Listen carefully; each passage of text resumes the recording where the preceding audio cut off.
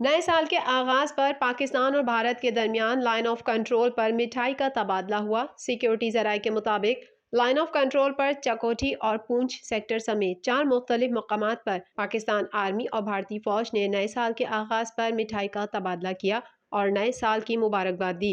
گزشتہ سال فروری میں دونوں ممالک میں کنٹرول لائن پر فائر بندی معاہدہ ہوا تھا، جس کے بعد ایل او سی پر ماضی کی نسبت صورتحال بہتر نظر آ رہی ہے۔ دوسری جانب لاہور کے واغہ اور قصور کے گنڈا سنگھ بارڈر پر تعینات دونوں ملکوں کی سرحدی فورسز کے درمیان نئے سال کے آغاز پر مٹھائی کے تبادلے کی کوئی اطلاع نہیں ملی۔